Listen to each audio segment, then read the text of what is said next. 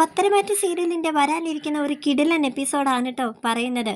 അങ്ങനെ മൂർത്തി മുത്തശ്ശനാണെങ്കിൽ അവന്തികയും നവീനും തമ്മിലുള്ള കല്യാണ നിശ്ചയത്തെക്കുറിച്ചൊക്കെ ചിന്തിച്ചിരിക്കുന്ന ആ ഒരു സമയത്താണ് നവീൻ്റെ അഭിപ്രായം തുറന്നു പറയുന്നത്.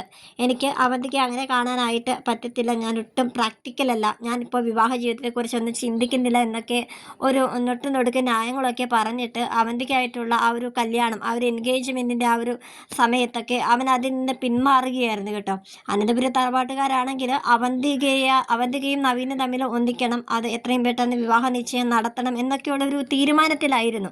അങ്ങനെയാണ് അത് ഒരു പെണ്ണ് കാണൽ കൂടിക്കാഴ്ച വരെ ആ വീട്ടിൽ നടന്നത്. എന്നാൽ നവീന് നമ്മുടെ നന്ദുവിനോട് ഇഷ്ടമുണ്ടെന്നുള്ള കാര്യം ആർക്കും അറിയില്ലല്ലോ. എന്നാൽ ആ ഒരു ഇഷ്ടം കാരണം അവൻ അവന്തികയുമായിട്ടുള്ള വിവാഹം വേണ്ട എന്ന് വെക്കുകയായിരുന്നു. അപ്പം മുത്തശ്ശനാണെങ്കിൽ ഒരു വാശി കേട്ടോ. എന്നാൽ തൻ്റെ കൊച്ചുമോളെ അത്രയധികം പറഞ്ഞ് മോഹിപ്പിച്ചതാണ്. അവന്തികയ്ക്കും നവീനെ ഇഷ്ടമായിരുന്നു. എന്നാൽ അവന്തികയെ അങ്ങനെ വിഷമിപ്പിച്ച് അങ്ങനെ വിട്ടുകൂടെ, എത്രയും പെട്ടെന്ന് അവന്തികയുടെ കല്യാണം നടത്തണം. അങ്ങനെ ആലോചിച്ച് അങ്ങനെ ഇരുന്ന ആ ഒരു സമയത്ത് മുത്തശ്ശൻ്റെ മനസ്സിലേക്ക് അനിയുടെ ഒരു മുഖം ഇങ്ങനെ കടന്നു വരികയാണ് കേട്ടോ. വേറൊന്നുമല്ല, അനിയും അവന്തികയും തമ്മിൽ ഒന്നിച്ചാൽ എന്താണ് കുഴപ്പം എന്നിങ്ങനെ മുത്തശ്ശൻ്റെ മനസ്സിലൂടെ ഇങ്ങനെ വന്നു. അത് നമ്മുടെ അനിയുടെ ഒരു ചീത്ത സമയം എന്ന് പറയട്ടെ. അങ്ങനെ മുത്തശ്ശിയായിട്ട് അങ്ങനെ സംസാരിക്കുകയാണ് കേട്ടോ. നമുക്ക് അവന്തിക മോളെ അനിയെ കൊണ്ട് വിവാഹം ചെയ്യിപ്പിച്ചാൽ എന്താ കുഴപ്പം? എന്തായാലും ഇപ്പോൾ അനാമികയും അനിയും തമ്മിലുള്ള ഡിവോഴ്സിൻ്റെ കാര്യത്തിലൊക്കെ ഇപ്പോൾ നിൽക്കുകയല്ലേ. എന്തായാലും നവീൻ മോൻ പറഞ്ഞത് ഡിവോഴ്സ് എങ്ങനെയെങ്കിലും നേടിത്തരാം എന്നല്ലേ. അപ്പോൾ നമുക്ക് അവന്തികയും അനിയും തമ്മിലുള്ള കല്യാണം നടത്താം എന്നിങ്ങനെ പറയാറുണ്ട്. അപ്പോൾ മുത്തശ്ശിയപ്പോൾ അതിൻ്റെ ഇടയിൽ പറയുന്നുണ്ട്, ഇനി അനിയുടെ മനസ്സിൽ നന്ദുവിനോട് ഇപ്പോഴും ഇഷ്ടം ഉണ്ടോ, ഇനി അവൻ ഇതിന് സമ്മതിക്കുമോ എന്നൊക്കെ ഇങ്ങനെ പറയുകയാണ്. അപ്പം മുത്തശ്ശൻ പറയുന്നുണ്ട്, ഇപ്പോൾ അവൻ്റെ മനസ്സിൽ ആരുമില്ലെന്നാണ് എനിക്ക് തോന്നുന്നത്, അതുകൊണ്ടല്ലേ ബിസിനസ് കാര്യത്തിലൊക്കെ ഇപ്പോൾ അവൻ കൂടുതൽ ശ്രദ്ധ കൊടുക്കുന്നത്. നന്ദുവിൻ്റെ മനസ്സിലും ഇപ്പോൾ അനിയില്ലെന്നാണ് എനിക്ക് ഒരു തോന്നൽ എന്നൊക്കെ മുത്തശ്ശൻ പറയുന്നുണ്ട് കേട്ടോ. അങ്ങനെ അനിയോട് ഈ ഒരു കാര്യം സംസാരിക്കാനായിട്ട് അനിയെ വിളിപ്പിക്കുകയാണ് കേട്ടോ മുത്തശ്ശൻ. അങ്ങനെ എന്താ അപ്പോൾ അനു വിചാരിക്കുന്നത് എന്തെങ്കിലും ബിസിനസ് പരമായിട്ടുള്ള എന്തെങ്കിലും കാര്യം പറയാൻ വേണ്ടിയിട്ടാണ് മുത്തശ്ശൻ മുറിയിലേക്ക് വിളിക്കുന്നത് എന്ന് പറഞ്ഞിട്ട് അനി ഇങ്ങനെ ചെല്ലുകയാണ് കേട്ടോ. ഭയങ്കര ഹാപ്പി ആയിട്ടൊക്കെ ചെല്ലുകയാണ്. അപ്പം മുത്തശ്ശൻ ഇങ്ങനെ പറയുകയാണ്, മോനെ നിനക്ക് അവന്തിക മോളെക്കുറിച്ച് എന്താ അഭിപ്രായം, അവളെ നിനക്ക് ഇഷ്ടമാണെന്നൊക്കെ ചോദിക്കുമ്പോഴത്തേക്കും അനിയാണെങ്കിൽ കാരണം ഇവർ തമ്മിൽ ഒന്നിപ്പിക്കണം എന്നുള്ള ഉദ്ദേശത്തോടു കൂടിയല്ല മുത്തശ്ശൻ സംസാരിക്കുന്നതെന്ന് വിചാരിച്ചിട്ട് എനിക്ക് അവന്തിക ഭയങ്കര ഇഷ്ടമാണ്, അവൾക്ക് എന്താ കുഴപ്പമെന്നൊക്കെ പറഞ്ഞ് വിടുകയാണ്. അപ്പോഴും മുത്തശ്ശൻ അനിയോട് നിങ്ങൾ തമ്മിലുള്ള എൻഗേജ്മെൻറ്റ് നടത്താനായിട്ട് തീരുമാനിക്കാൻ പോവുകയാണെന്നുള്ള കാര്യമൊന്നും അനിയോട് പറയുന്നില്ല കേട്ടോ. അവന്തിക മോളെ ഇഷ്ടമാണോ എന്ന് മാത്രമേ ചോദിക്കുന്നുള്ളൂ. അവനാണെങ്കിൽ ഒരു അനിയത്തിനെ പോലെ കാണുന്നു. ആ ഒരു രീതിയിൽ മുത്തശ്ശനോട് സംസാരിച്ചിട്ട് അവൻ താഴത്തോട്ട് പോകുന്നുമുണ്ട്. അങ്ങനെ മുത്തശ്ശിയും ഭയങ്കര സന്തോഷത്തിലിരിക്കുകയാണ്. എന്തായാലും അനിമോൻ്റെ അഭിപ്രായം അറിഞ്ഞല്ലോ. അവൻ്റെ സംസാരം കേട്ടിട്ട് അവന്തികയോട് ഇഷ്ടമുണ്ടെന്നാണ് തോന്നുന്നത്. ഇനി നമുക്കൊന്നും ആലോചിക്കേണ്ട, അവർ തമ്മിലുള്ള വിവാഹം അങ്ങോട്ട് എത്രയും പെട്ടെന്ന് തന്നെ നിശ്ചയിക്കാമെന്ന് പറയാൻ കേട്ടോ. അപ്പോൾ ഇതുപോലെ തന്നെ നമ്മുടെ അവന്തികയെ വിളിച്ചിട്ട് മുത്തശ്ശൻ സംസാരിക്കുന്നുണ്ട്, മോക്ക് അനിമോനെ ഇഷ്ടമാണോ, നിങ്ങൾ തമ്മിലുള്ള, പക്ഷേ അവന്തികയോട് തുറന്ന് പറയുന്നുണ്ട് കേട്ടോ.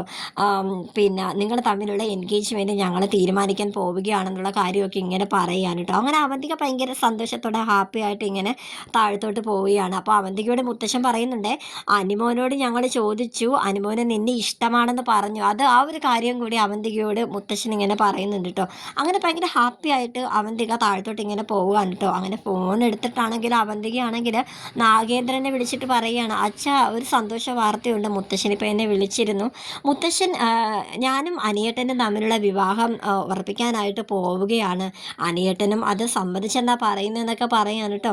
അങ്ങനെ നാഗേന്ദ്രൻ പറയാണ്, നമ്മൾ മനസ്സിൽ വിചാരിച്ചതുപോലെ തന്നെയാണല്ലോ കാര്യങ്ങളുടെ പോക്ക്, മോളെ ഇനി ഒട്ടും വൈകിപ്പിക്കണ്ട, നീ ഓക്കെ പറഞ്ഞല്ലോ എന്നൊക്കെ പറയാണ്. അത് പിന്നെ പറയാനുണ്ടോ, മുത്തശ്ശിന് മനസ്സിലായിട്ടുണ്ട് എനിക്ക് അനിയേട്ടനെ ഇഷ്ടമാണെന്നുള്ള കാര്യം. ഞാൻ ചിരിച്ചുകൊണ്ട് ഇറങ്ങിയപ്പോഴേ മുത്തശ്ശി അവിടെ നിന്നുകൊണ്ട് പറയുന്നുണ്ടായിരുന്നു, മോളുടെ നാണം കൊണ്ടാ പറയാഞ്ഞെന്നൊക്കെ. അപ്പോൾ നാഗേന്ദ്രൻ അവന്തികയോട് പറയാണ്, മോളെ ഇനി ദൈവം സഹായിച്ച് എല്ലാം നമ്മൾ പ്ലാൻ ചെയ്തതുപോലെ തന്നെ നടക്കും, മോള് നോക്കിക്കോ എന്നിങ്ങനെ നാഗേന്ദ്രൻ അവന്തികയോട് പറയാണ് കേട്ടോ.